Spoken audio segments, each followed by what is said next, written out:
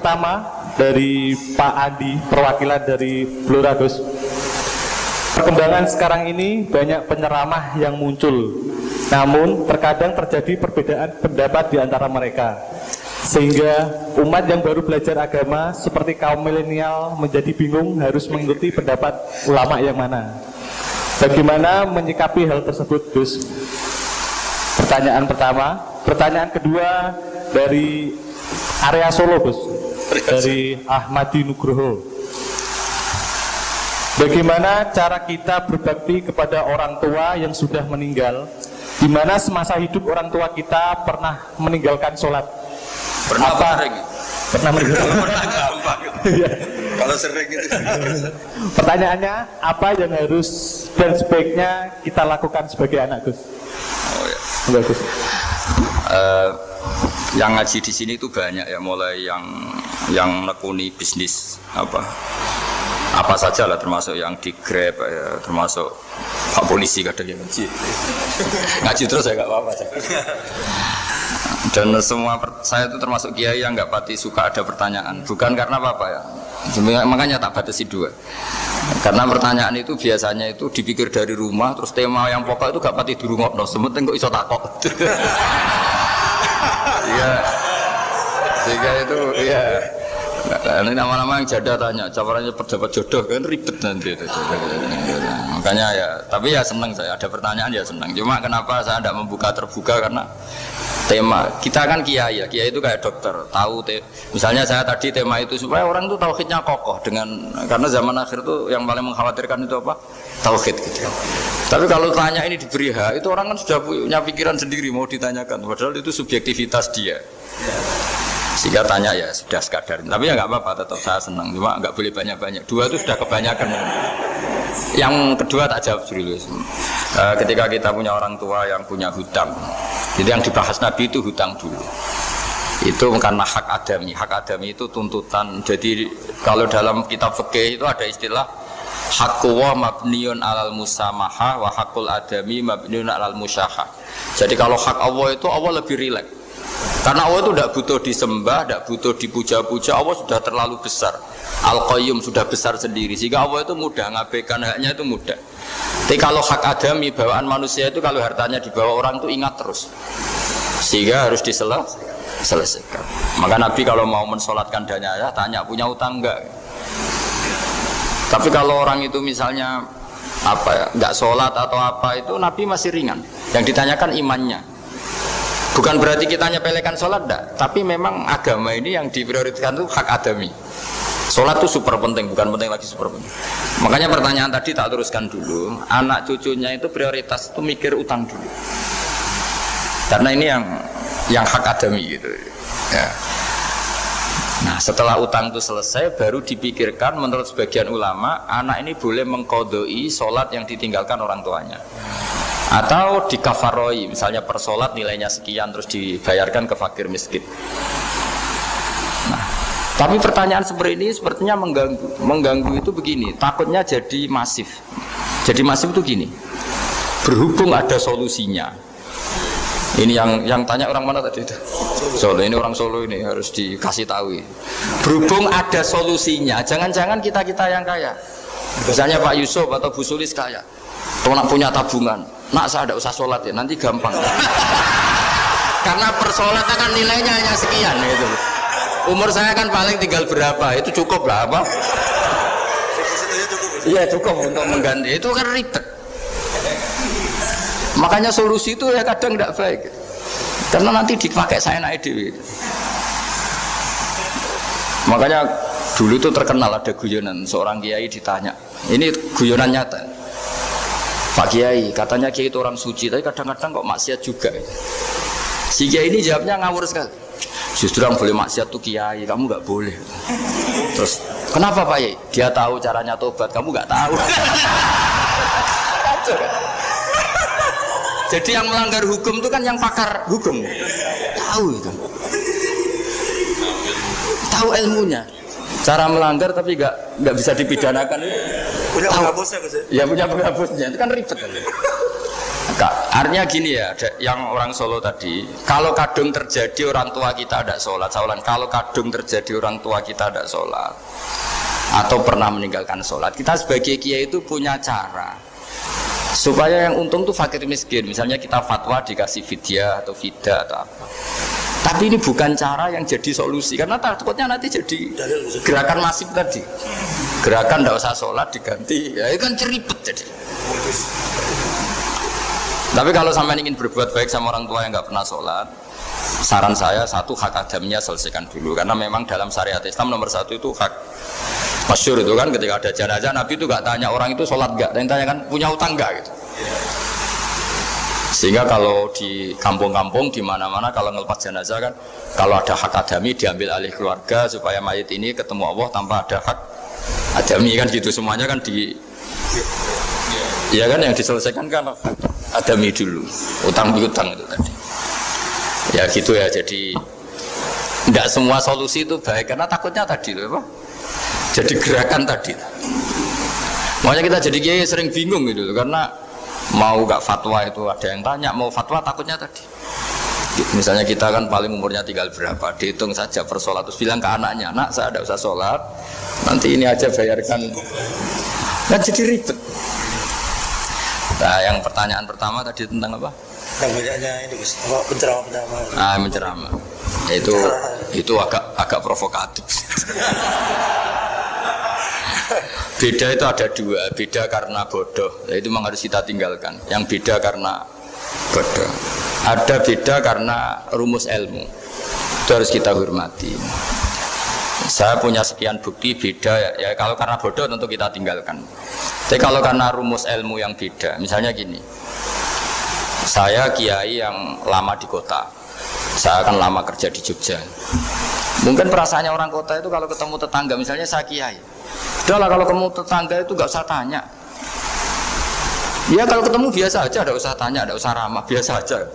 Itu mungkin bagus nasihat itu di kota, karena kalau di kota itu ketemu tonggo takok badhe tempundi mau kemana itu ganggu privasi. Sehingga bagian dari kebaikan baik sama tetangga ya jangan tanya, karena itu ganggu apa? Privasi. Tapi kalau di kampung dianggap sombong kan nggak tanya. Nah hal-hal seperti ini itu perbedaan karena ilmu. Memang di kota kulturnya seperti itu, di kampung seperti ini. Nah itu bukan perbedaan karena kondisi muqtadul hal, memang kondisinya berbeda. Ya kondisinya apa? Berbeda. Misalnya saya sebagai kiai kan, bayangkan kiai itu suka lah ngaji ibadah.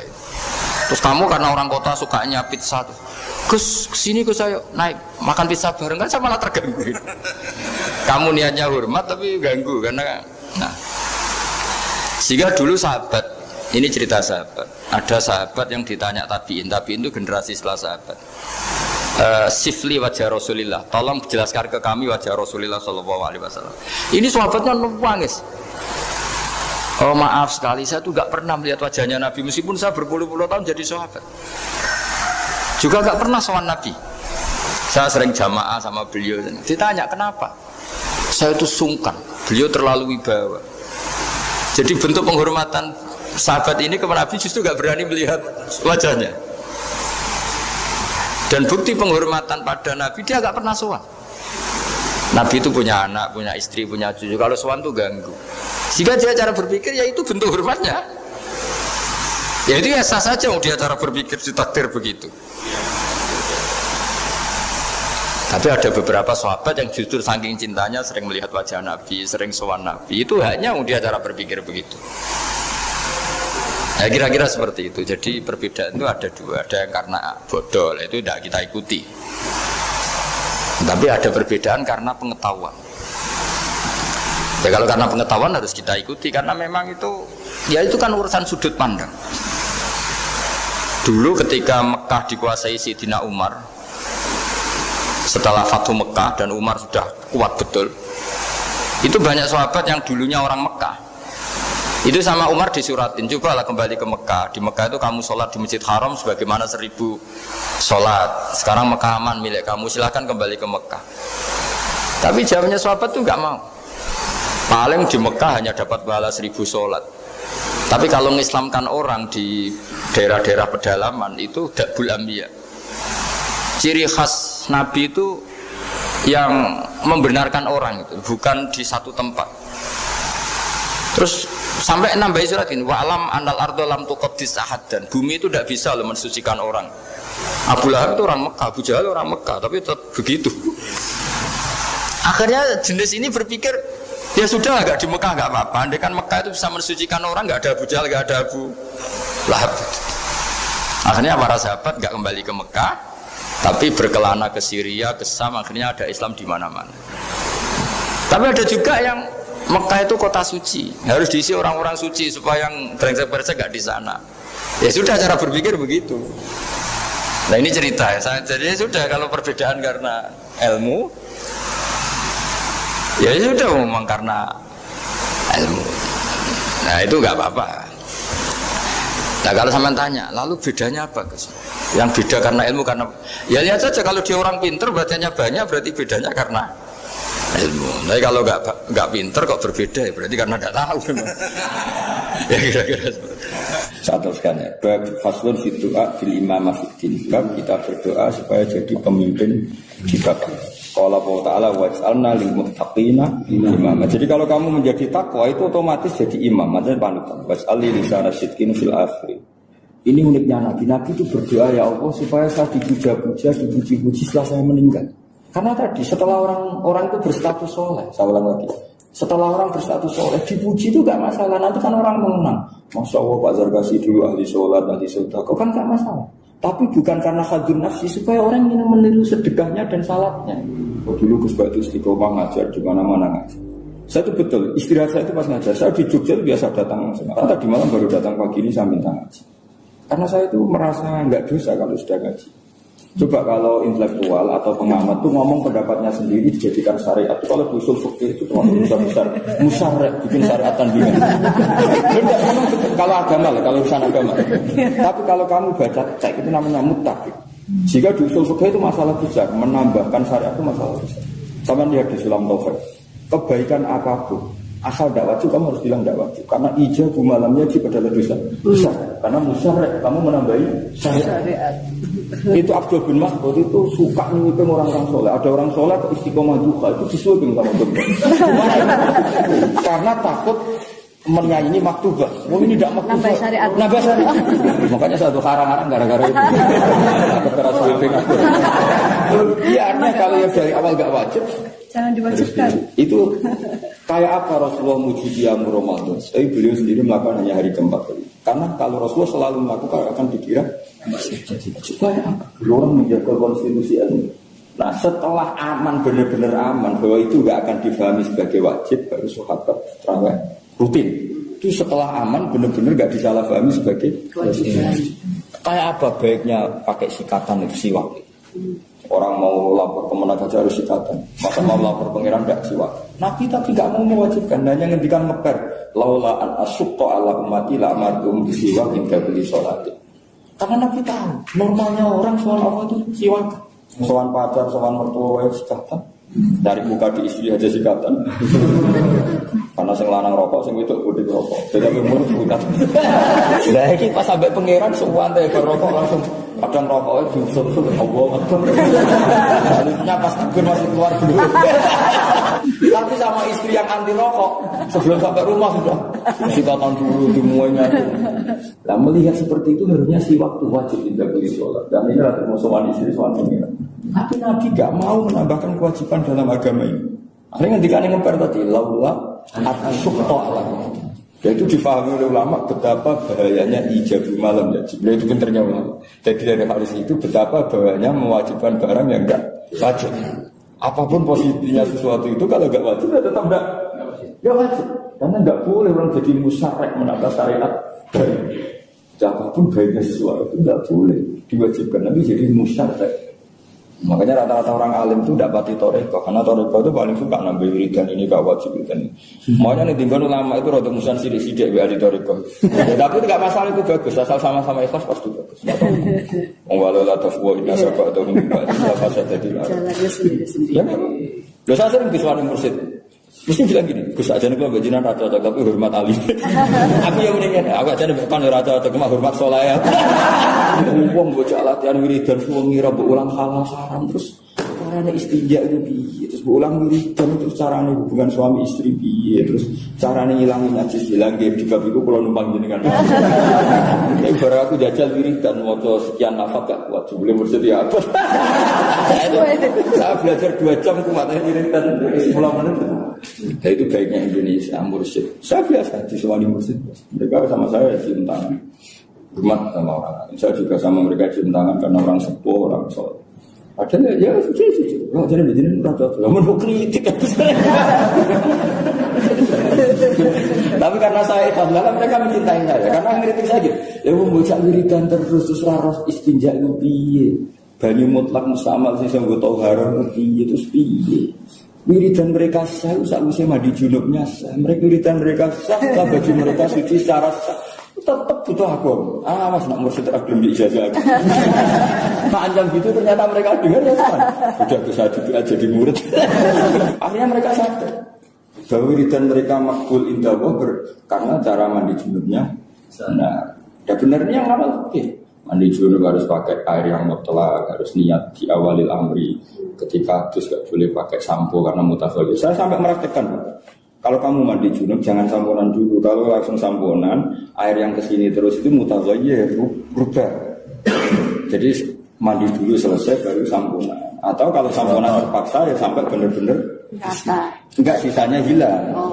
Logikanya kan gini ya, kadang orang mandi terus samponan. Nah setelah itu kan semua air yang lewat ini kan berstatus mutaghayir kan? Airnya harus rata dulu baru sampo itu. Iya, pokoknya selesai dulu. Akhirnya mereka terima kasih gara-gara statement itu. Sampunannya sok suci, tapi memang aturannya seperti itu. Kalau sampunan dulu kan buktinya gini, setelah mandi junub ya anduan ternyata murah. Jadi kan tunjukkan semua air tadi mutaghayir kan. Misalnya ya, mereka terima kasih. Pastikan dulu cara mandinya itu pakai air mutlak. Caranya gimana? Saya kan tidak usah sabunan dulu, tidak usah sabunan dulu. Kalau terpaksa sabunan dulu, pastikan gebyurnya sampai benar-benar air kembali ke nukoh air murni, mutlak lagi. Akhirnya mereka makan, terima kasih. Begitu juga uang, sedekah ke mursyid sah itu setelah kewajiban istri tercukupi, anak tercukupi, baru sedekah itu sah. Yas'aluna kama la yunfiqun qul harus lebih. Mafadula adil hajat baru sah disedekahkan. Kalau orang-orang kampung punya utang saja enggak mampu, sedekah ke mursyid itu enggak sah. Mereka dengar, tapi karena saya tahu mereka hanya setuju. Saya betul, saya itu biasa. Bukannya saya sok baik, saya biasa punya misalnya santri umumnya kan wali murid salam tempel aja. Kalau orang enggak punya mesti tak tentu. Meskipun saya terima, misalnya saya salam tempel 50.000 tak terima, tapi tak anggap utang sama. Nanti selang berapa hari 1 bulan anaknya tak kasih 100. Karena saya secara fikih itu enggak boleh terima. Saya lebih kaya daripada dia.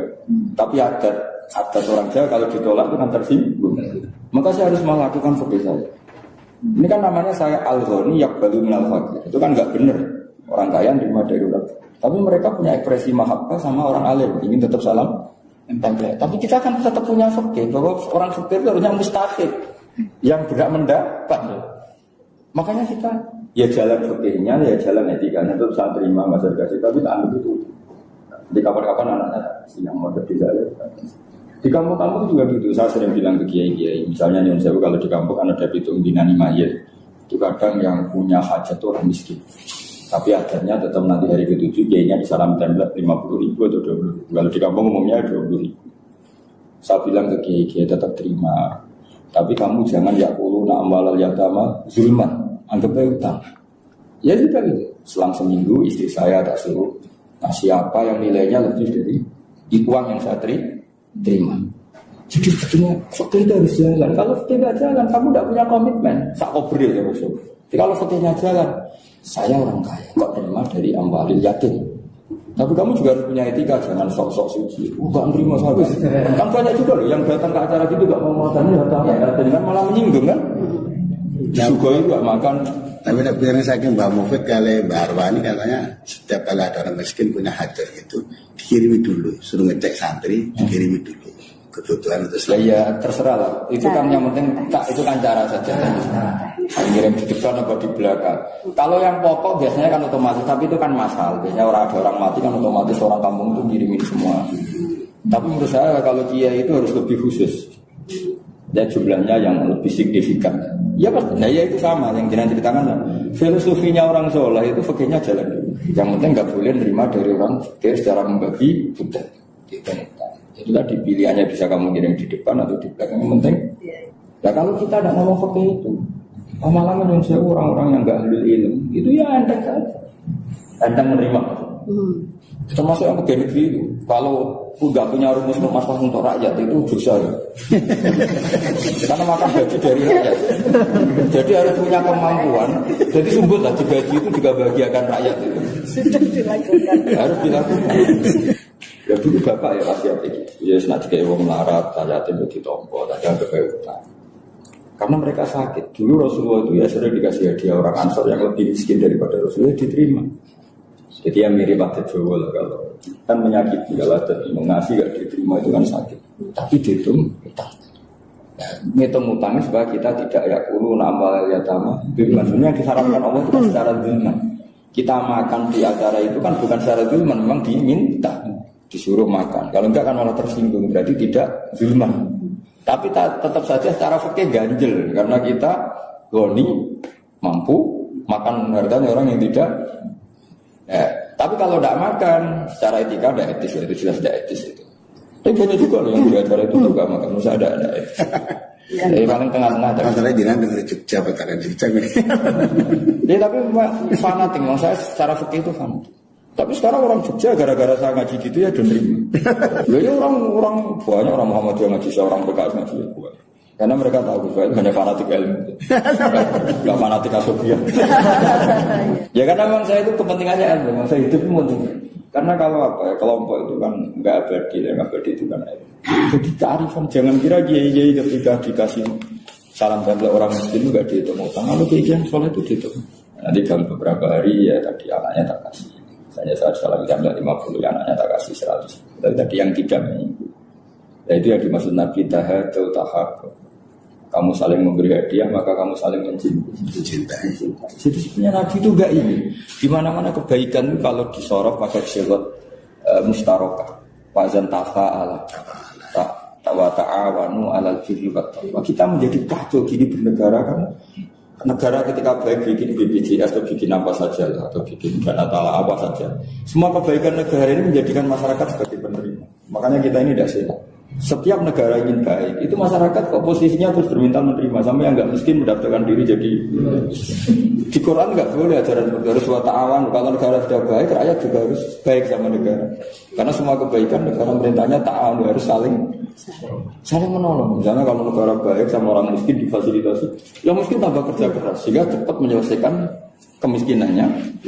Terus nanti bisa menolong orang lain. Ada simbiosis dari kekayaan dia. Sehingga cepat apa? Kesadarannya itu.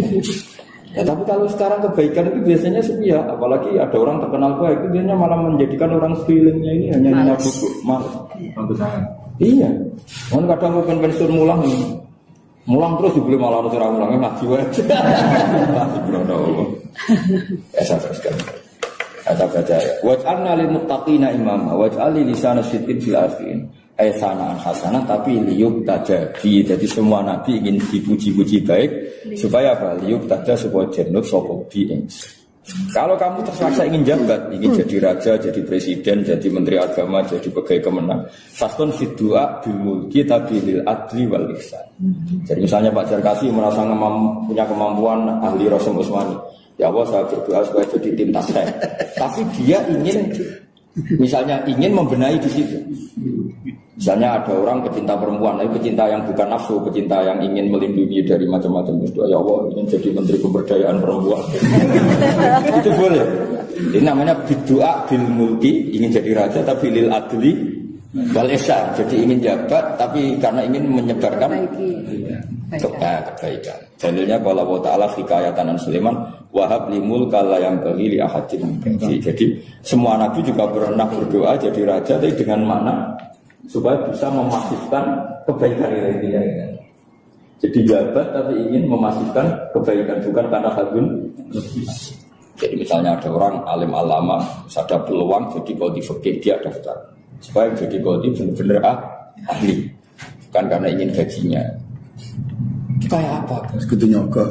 Loh, aku sudah dia.